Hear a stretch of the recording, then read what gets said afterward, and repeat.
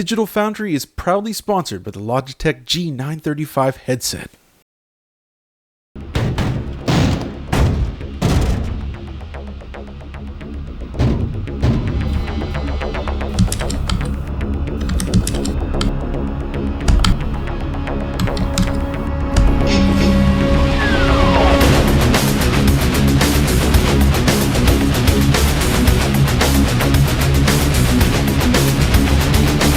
Just about 22 years later, we're gifted with a remastered version of Quake 2, the seminal id Software sequel. Driven by 90s industrial metal from Sonic Mayhem and the wondrous id Tech 2, Quake 2 saw a turn in the series. Along with the new alien biomechanical assimilation-crazed Strogg being the main antagonist, the era of the GPU was finally in full swing. Quake 2 was designed fully with the GPU in mind, and much of the game's aesthetics and looks reflect that.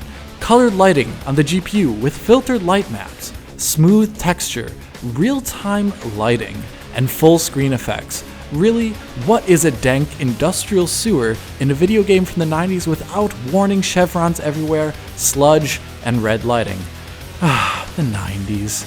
But that was then, and this is now.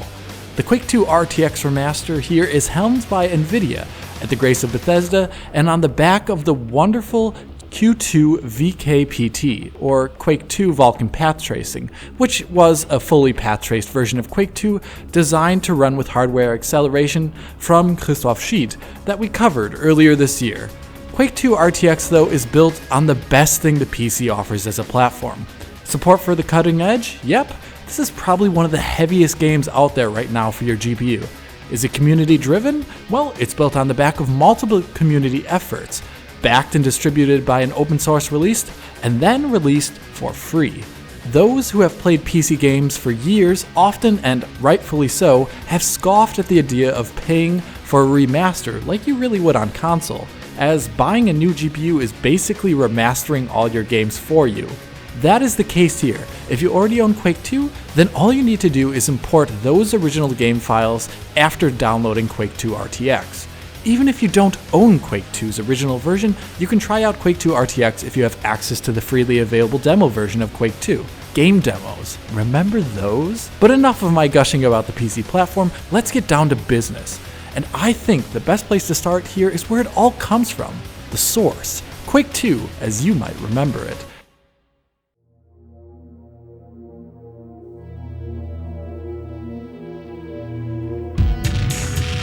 This is the OpenGL version of Quake 2, but specifically the wonderful Yamagi Quake 2, which updates the OpenGL version to 3.2 and allows for greater support of modern hardware and resolutions. As driven by OpenGL back in the day, Quake 2, like Quake before it, was monumentally faster with GPU hardware acceleration and had a much more rich and smoother color palette than its software rendered version, which you can see here. This is Quake 2 running in software mode, rendered on the CPU and completely maxing out the core of one Ryzen 1700X. Gone is the color, the smooth gradients, the texture filtering, anti-aliasing, and most importantly, the speed. This is rendering at 4K and is hitting probably around 20 FPS usually, at best maybe.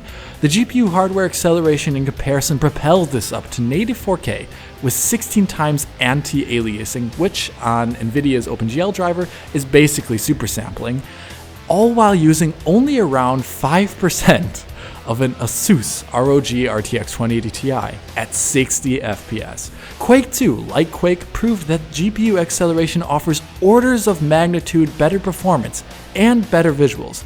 Even if Quake 2 in software mode fully utilized all threads and cores of the CPU, a middling GPU would still offer generationally faster experience. It would just crush it.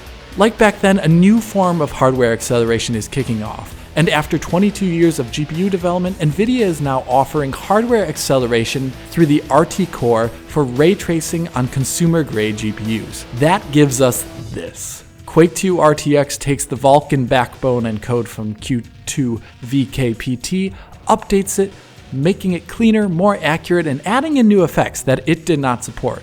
Then it takes the textures and models in Quake 2 XP, updating them to be more quote-unquote physically based when necessary, and also adding in some new models like the BFG, the Super Shotgun, Railgun, and the Flare gun thing. But those models and textures primarily come from Quake 2 XP, which is an amazing engine fork and mod in its own right, which rips out that old Quake 2 renderer, adding in stencil shadows from nearly all real-time lighting sources, specularity, light map support, screen space reflections, image-based lighting, post-processing such as bloom, spectral flares, and awesome things like parallax occlusion mapping with self-shadowing from every single light source. Conceptually, you can really imagine it as being the best which traditional rendering can offer based upon the art in Quake 2 while utilizing state-of-the-art features. Quake 2 RTX, though, is honestly a whole other level visually in so many areas. Like Q2 VKPT, all of the primary and secondary lighting in the game is fully path traced. As far as I can tell, no rasterization for those elements of the screen. Quake 2 RTX, though, does add particle effects, which were lacking in Q2 VKPT, as that was fully path traced. Particles in Quake 2 RTX seem to be traditionally rasterized, as you can see in the pre-denoised view of the game. These particle effects look to either be the original source art ramped up with higher particle counts such as found in the blood, or baked out fluid simulations presented as billboard textures. While this is awesome, it is actually slightly disappointing. Nvidia on stage at the Quake 2 RTX reveal hinted that there might be flex particle support, which would have driven these effects to the next level in terms of visual splendor. I imagine that flex particle effects actually became unattainable as a goal, or too great of a complication, as having the lighting and secondary lighting from particles and explosions necessitates them actually being alpha billboards, with a draw call representation. Something that's not available for fully GPU-driven effects, like you would find in GPU particles or in flex. Effects that live fully on the GPU cannot actually be represented fully in world space necessarily, and therefore reflected in ray tracing. But that is just a footnote in comparison to the rest of the remastered effort. That fully path traced lighting offers effects not seen really in any version of the game before, or really in any game released to date, including QT VKPT, as now the art and lighting has been remastered to allow it to breathe and work properly, and show off the rich variety of phenomena that path tracing truly offers. And the remaster gives you the debug tools and level of customization to let you know how it works on one hand, and to tailor the visuals to your liking on the other. You can toggle nearly every component of the lighting to be on and off, and even out of order to see how the rendering works.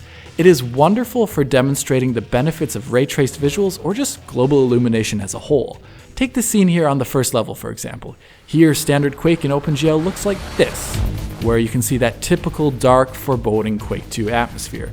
Lights cast colored lighting onto industrial metals and stone, obviously with no specularity, and an orange haze of lighting can be seen through the pillars on the left-hand side. Further down the tunnel, you can see the hint of light coming from another window, but that lighting is actually coming from the opposite direction of the lighting outside the pillars here on the left. This happens in Quake 2 because the light maps are coming from the skylight, which is not just the sun or a directional light source really, but rather the entire sky more or less. Lighting is omnidirectional around the game level. Think about it like this.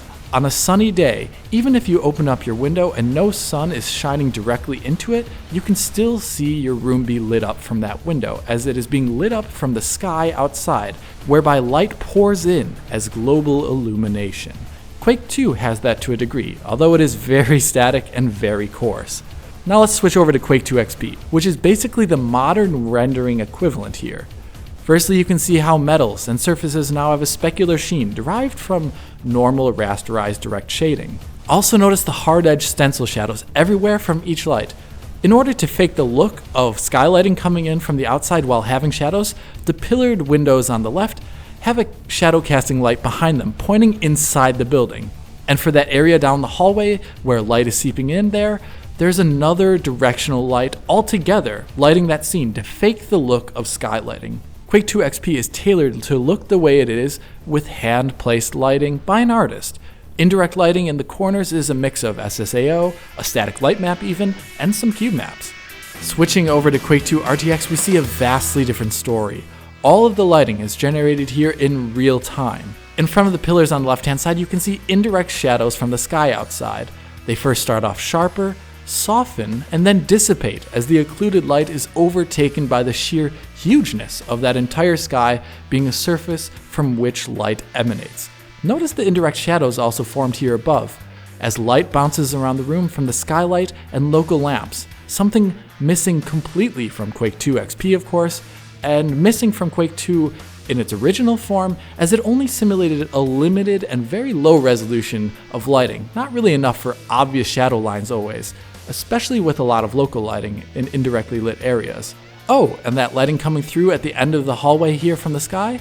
Here Quake 2 RTX can simulate that skylight filtering in and doesn't need to place extra manual lights with contradictory directions to mimic that effect, as found in Quake 2 XP. The lighting being there is simply a natural fallout from global illumination from that massive sky lighting. If you were to turn off all other lights, you can see how important that sky lighting really is for the entire image composition.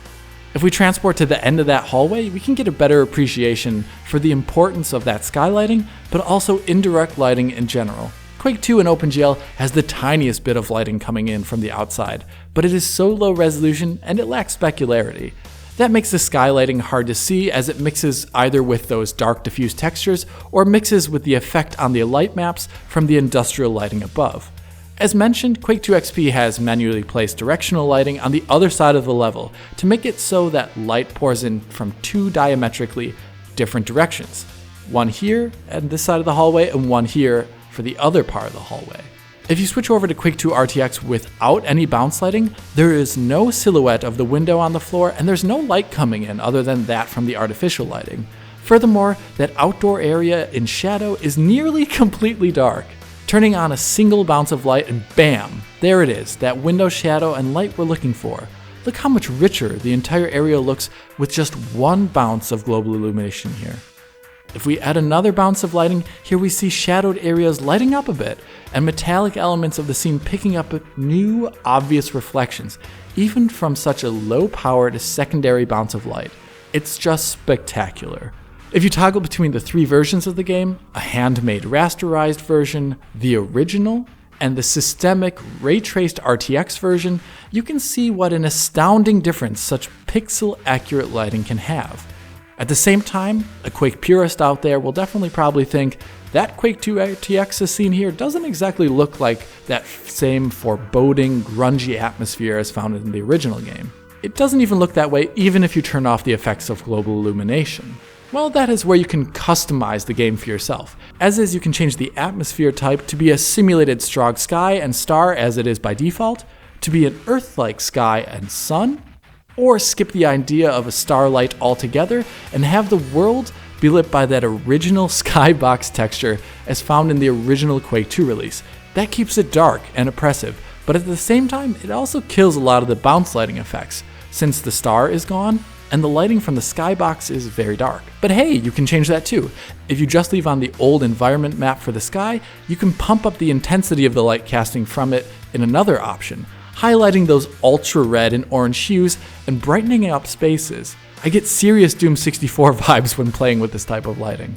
Or if you prefer to use that simulated sky and strong starlight, you can also turn down their intensity as well to keep Quake 2 dark while not losing the nice effects from that sun lighting, such as volumetric light shafts when the sun pours through windows.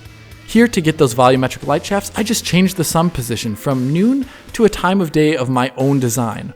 All of a sudden, that opening room we were just in earlier is filled with volumetric lighting and has the contribution of two bounces of indirect light from that sun, along with the effects of direct sunlight. And by toggling off indirect lighting from the sun in this opening scene, you can just see how impactful such indirect lighting is. Likewise, you can see how such a great effect sun lighting has in general when you forego it entirely and only light the game with the skylight. That's another option you can tweak and turn on for yourself, should you so wish. But the beautiful strong starlight and indirect illumination in the outdoors areas are not the only bits of this game.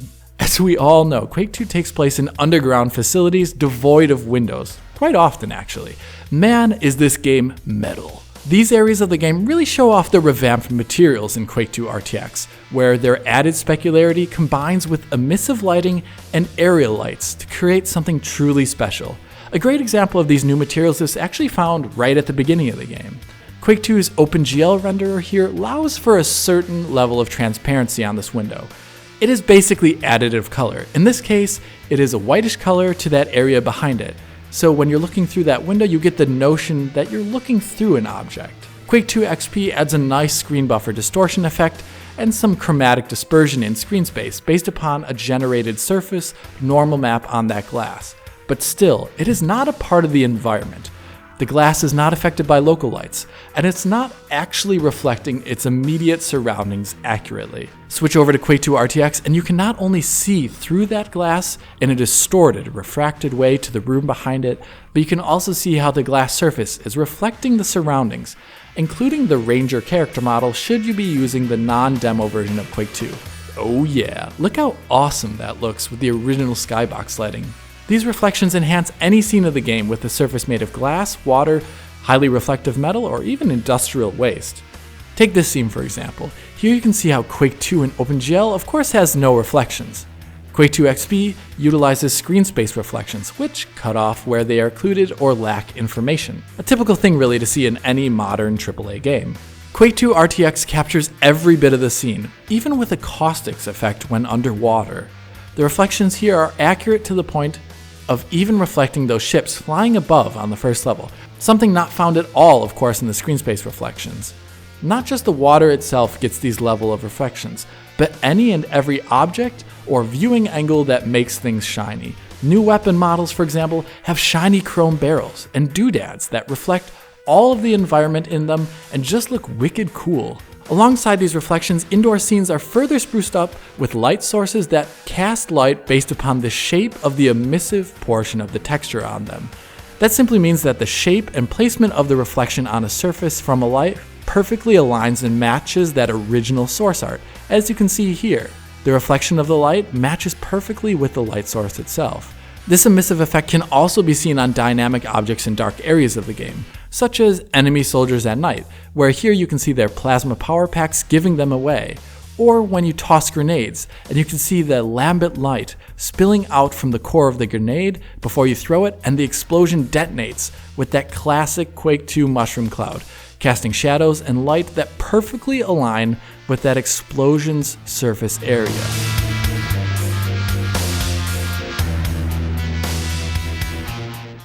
All in all, when you combine these micro and macro effects, the image created is something wholly unique in my view. The lighting flows around spaces in a natural manner and does not show any discontinuities. The patch trace lighting even allows for unique new looks to areas that you know, giving them an uncanny realism and contrast with that ultra low poly models that Quake 2 has. Or the patch trace lighting can give areas that you've come to know so well that extra level of dynamism and precision that has never been seen before. The patch trace lighting can even recreate effects from the original game not possible with more traditional rasterized lighting. Take this room in Quake 2, OpenGL for example.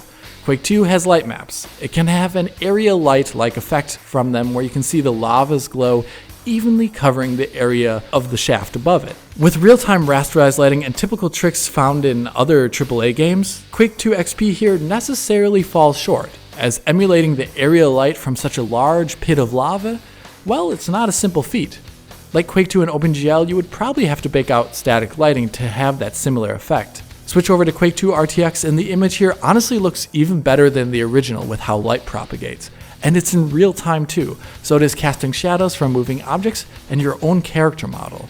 You can even see the reflection of the lava surface in more polished areas of the metals on the wall, which is completely missing from every other version of the game. Just look at that.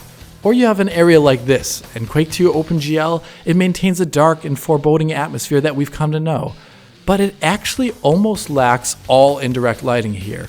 Areas such as this behind the staircase require a fake light to be placed even in the OpenGL clients so that you can see the armor to be picked up. Quake 2 XP's rasterized lighting, while ultra sharp and detailed, manages to be a bit overly bright in comparison, as it has to overcompensate for its lack of indirect lighting. And it also completely misses the shadows on the stairs here as shown in the original OpenGL Quake 2 renderer. Quake 2 RTX on the other hand manages to keep that dark atmosphere It has ultra smooth fall off from its shadows. It keeps this corner under the stairs lit by virtue of having bounced indirect lighting, and it also manages to maintain those awesome lighting and shadows on the stairs, and even manages to recreate a glow effect on the floor above, found in the original OpenGL version, something that Quake 2 XP cannot even manage to emulate at all. Quake 2 RTX is so accomplished in its lighting and confident in it that it gives you a tool to play with, as the game even ships with a new and specialized flare gun in your arsenal that allows you to shoot light and shadow casting flares across the environment, really to your heart's content. There is only so much that I can say and compare to really hammer home the point.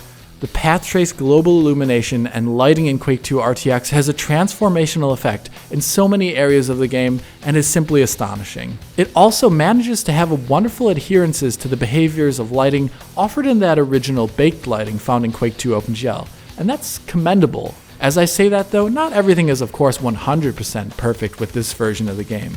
As is, the game in this RTX version seems to have a confused FOV setting that crops wrongly. According to the game, this is an FOV of 90. If you go over to the other Quake 2 engine games, this is actually what a 90 FOV looks like. Yeah, that's not right. Then there's also the problem of how music is handled. Here, tell me in the comments below if you can hear the difference.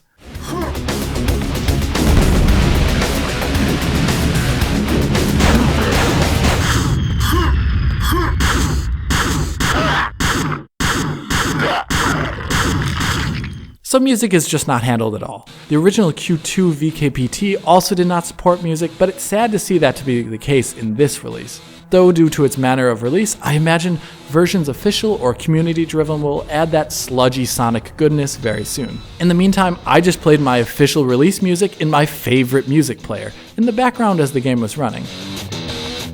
Then of course there's the obvious point that should really go without saying: performance. Is it very surprising that a more or less fully path traced game is very heavy on the GPU?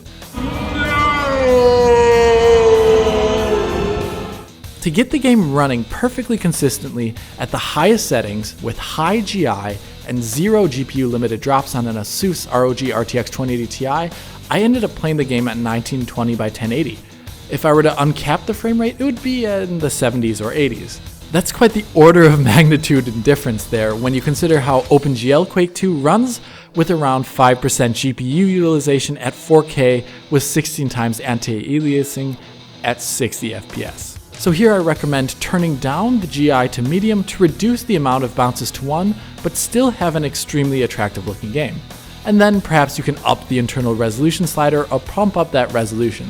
With medium GI and all other settings set up, you can see how the game turns out around 30 FPS or so at 4K on an RTX 2080 Ti, which is a rather good showing. At 1440p, those same settings are just a tick under 60 FPS, which would actually be 60 FPS if you turned down that screen resolution percentage. 1080p and lower with medium GI is extremely fast, and a bit overkill for 60 FPS targets. I imagine 90% of 1080p would be around 120 FPS. As you can see, reducing the amount of rays shot per pixel when adjusting resolution has a huge effect on performance. In general, turning down the GI from high to medium will return around 21% performance at 1080p, and disproportionately more performance the higher the resolution is. You do lose some of the nuance from that extra bounce lighting though. Turning down the GI to low from medium will half its internal resolution, and will make it only affect the diffuse portion of a texture on the screen. This does flatten out the textures on those areas of the screen not lit by direct lighting, and it robs them of their sheen. But even then, that is of course still a major upgrade in fidelity over the original version of the game. When going from high to low at 1080p, you will see around a 40% performance increase. Turning off all GI will increase performance by about 80% over high. But there are other areas of the ray tracing to tweak. In those scenes with water and water caustics, turning off water caustics will net you another 10% performance increase. That's not too bad if you have, say, an RTX 2060 and want to save performance to maintain a more modern resolution. I feel that having to play at such lower resolutions for 60 FPS is actually a necessary evil, as the fidelity of the ray tracing is just that great. With an RTX 2080 Ti, I could play at the highest settings at 1080p or drop down to medium GI and play at 90% of 1440p to play at 60 FPS. While I think that degradation in visual clarity is worth the performance, The lower resolution does have a knock-on effect, where a lower ray count in general means a slight over-averaging of the results fed through the denoiser, so it can lead to a swimming of pixels in those areas where the denoiser is not being fed enough relevant information to resolve screen detail. Just looking at 4K versus 1080p images, it is easy to see how much cleaner and how much nicer that path trace resolve is at higher resolutions. I honestly can't wait till we can play this game at ultra high resolutions. And looking at it, we're just perhaps one GPU generation till we're there, actually.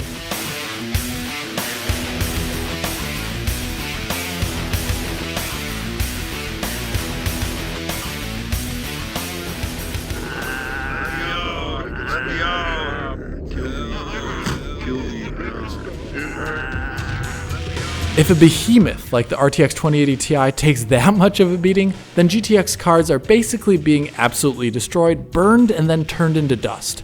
At 1080p at high GI settings, you can expect a cool 4 to 6 FPS average on a GTX 1060. And with a GTX 1070, a GPU more powerful than found on the Xbox One X, the fastest console to date, you can expect around 7 to 8 FPS or so, maybe 10.